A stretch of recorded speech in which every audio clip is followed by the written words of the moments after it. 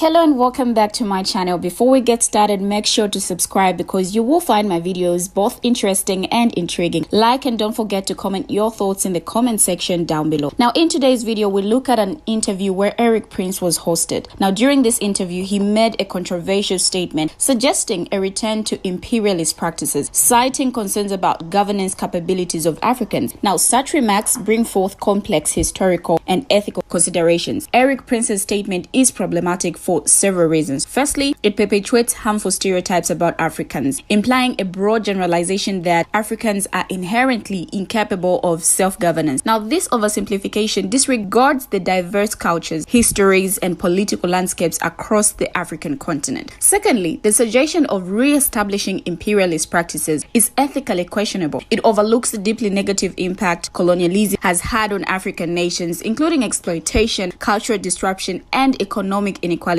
Advocating for a return to such a system disregards the importance of self-determination and sovereignty for all nations. Check out these videos. I will be right back with more details, and when I do, we talk more about this controversial statement.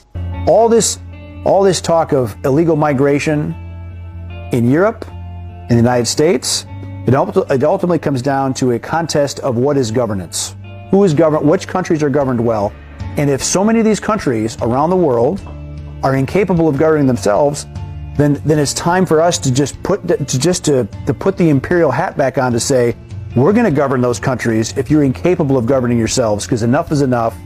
We're done being invaded. Because our own national security risk is at stake. Exactly. National security interests are at stake. You can say that about pretty much all of Africa. They're incapable of governing themselves and benefiting their citizens, because the governments there are all about looting and pillaging and lining their pockets and going shopping in Paris, instead of actually hold on a second. Hold on. People on the left are going to watch this. They're going to say, wait a minute, Erik Prince is talking about being a colonialist again. Absolutely. Yes. Enough. Because if you go to these countries and you see how they suffer under absolutely corrupt, made-up governments that are just syndicates, the people of Africa, the people of Latin America...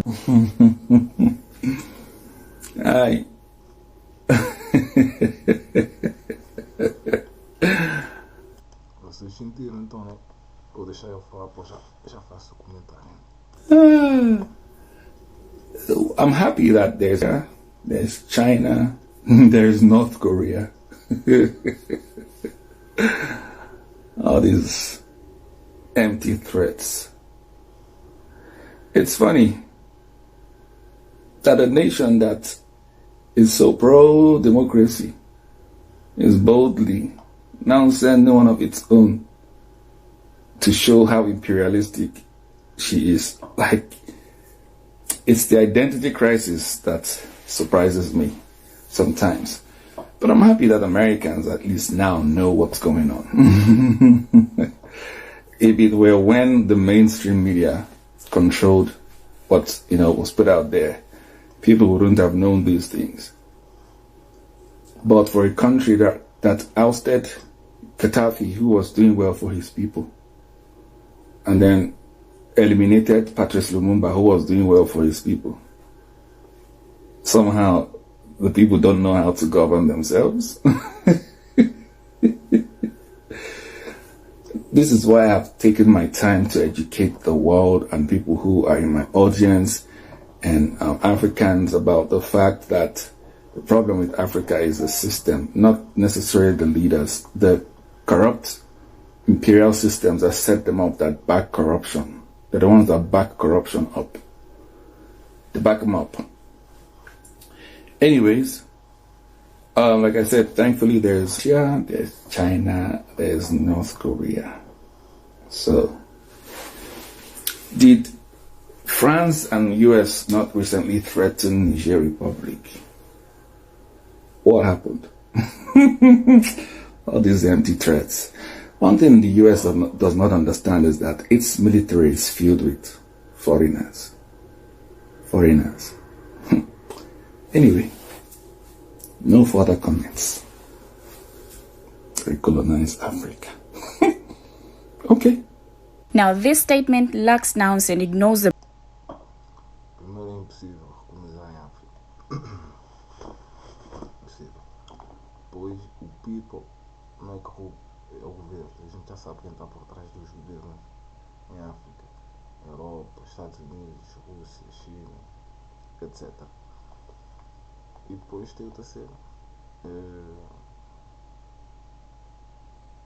Vocês não podem passar por cima de uma profecia. De uma não, de várias, mas não dá para passar por cima de uma profecia. Toda a gente está no hip hop, nessas cenas bué vazias e distrai o people, não te mantém no foco, na cena certa. Porque 2024 já começou com muita morte. Toda a gente acha que vai ser sabura, mas vai ser uma beca, mas nem por isso. Eles têm alguma coisa apanhada, não deixar, não vou falar sobre isso, não interessa. Mas eu estive em África, vocês não vão colonizar aquilo outra vez, é impossível. Impossível, my people. Our continent is a continent that Europe today, with the present mindset, would miss out on. And I say it with every boldness. Africa cannot willy-nilly just go with Europe.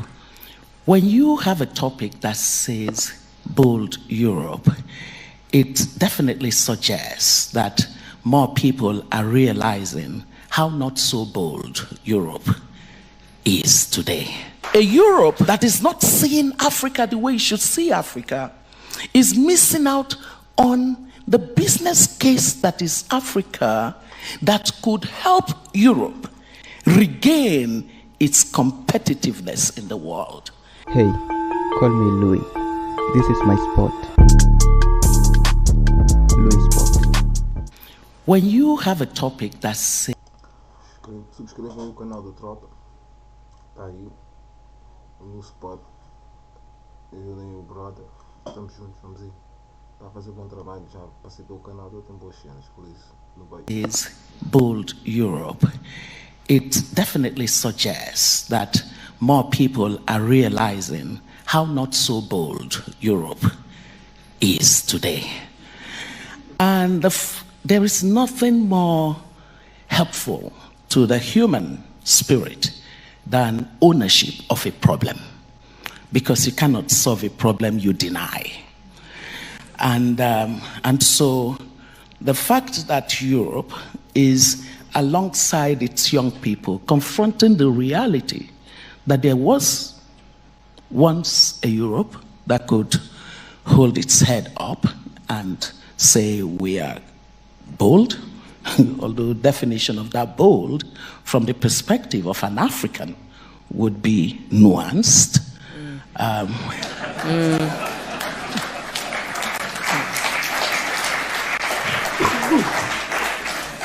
But it still is a good thing that we're having this topic. And so my number one point about bold Europe would be that it has to be a Europe that is self-reflective of history. Europe's neighbor, proximate neighbor, as a continent, is my continent.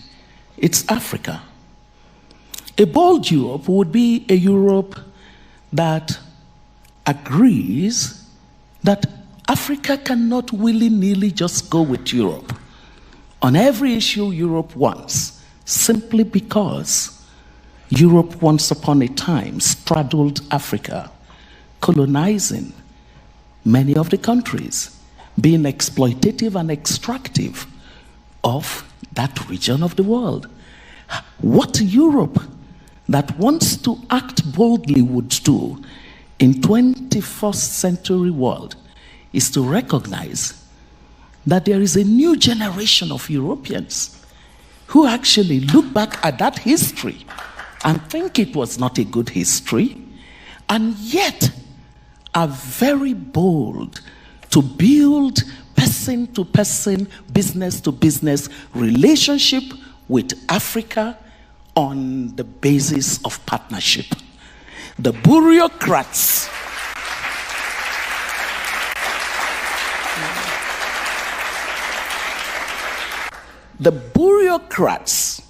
with the old and dated mindset of Africa need to retire so that this younger generation that understand that it is about the cumulation of ideas and the diversity of those ideas that will take us into a prosperous future that is equitable. Number two is that a bold Europe would be a Europe that stops looking at Africa as a humanitarian case. It would be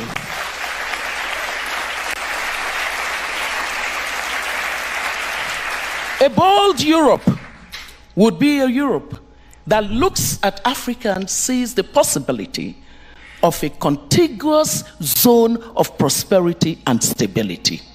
Not a Europe that makes immigration the heart and mind of its relationship with Africa. It would be a Europe.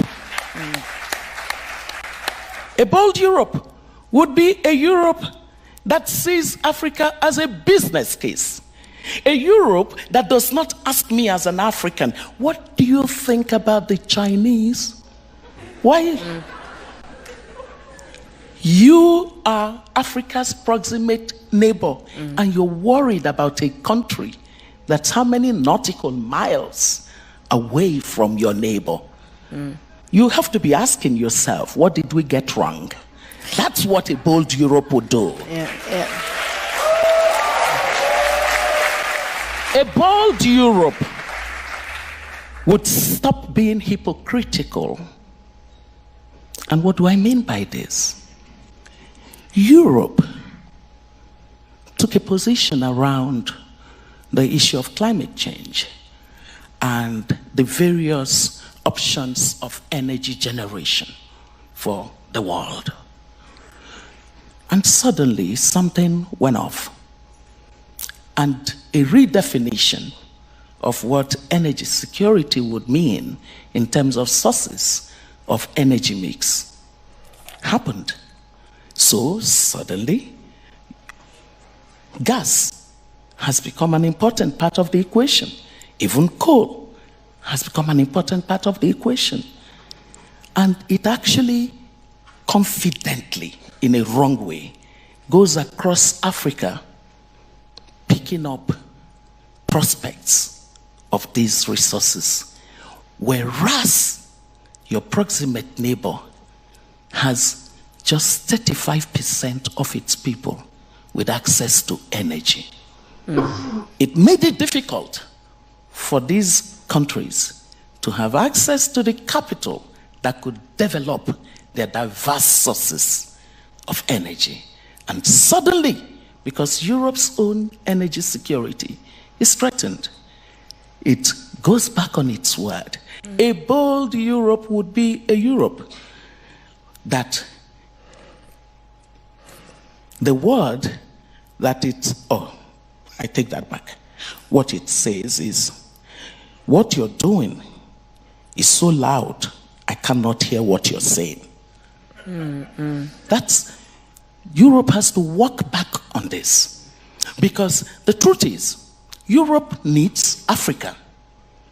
A bold Europe would look at the demographics and what the demographics are saying to us in terms of the labor force of the world.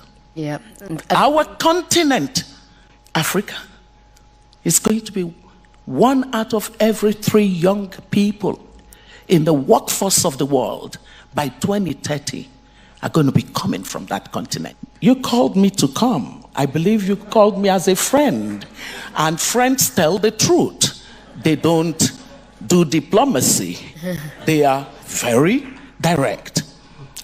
So, our continent is a continent that Europe today, with the present mindset, would miss out on. And I say it with every boldness. Europe did not see China coming 40 years ago. They didn't see it coming. You also are not seeing that there are 3 game changers that would make Africa become. These 3 game changers are Africa's young people, Africa's women, and technology. A Europe that is not seeing Africa the way it should see Africa is missing out on the business case that is Africa that could help Europe regain its competitiveness in the world. Europe's problem, it has macroeconomic stability issues, but the real issue for Europe is its competitiveness. And we saw what happened with COVID. How could the entire world collaborate to build one production center for all of us? That was disastrous.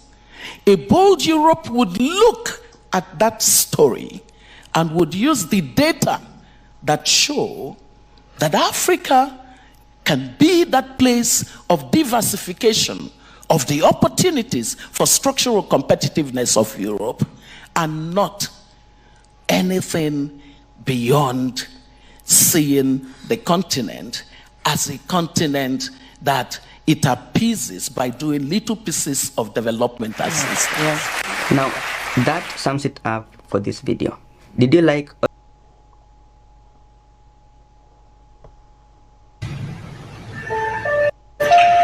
A lot of you think that the Sesame Trust is a myth and the 1099A process is a myth. Well, I have receipts. 1099A withholding, okay? Up here you see any minus sign shown below signifies a credit amount.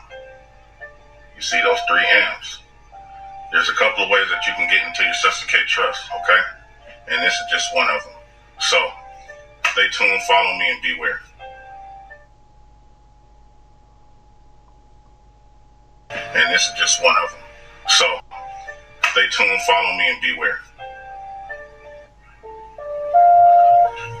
Here's another receipt.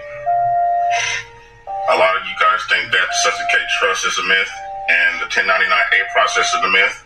I'm letting you know now, it's not a myth. These are receipts, okay? Follow me for more, and I'll post more content on this stuff. Celebrities know their time is... Was your first ever credit card? Yes, I said it. Your social security card is a credit card. Your first credit card. When you was born, and you put your names on this, if you look on the back of this, the numbers that's in red, that's in red, that is an account number. When you was born, they put $1 million in that motherfucker. That's your account number. And it's worth millions. And this way to access this, it's called the Sesame Trust through the Social Security. I ain't even talking about the birth certificate. It's for educational purposes only. Nigga, we in Africa, we had all the gold, all the diamonds, all the land. White people had all the Bibles. Now we got all the Bibles. White people got all the gold, all the diamonds, all the land. Somebody got game. This groom exposed his almost wife's cheating scandal in front of their families. Thank you for always being there for me. And baby, I love you. I truly love you. There's one thing I want to talk to you about, but I couldn't figure out the words to express it. So I figured the best way to bring it up to you would be to show you. What the? Oh my God! What the? Oh hell no! Oh This is what's going on. Oh!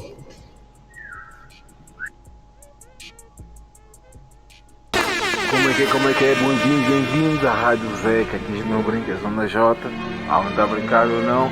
Boa música, boa energia, o resto a gente tem, não fala. Achei, meu primo.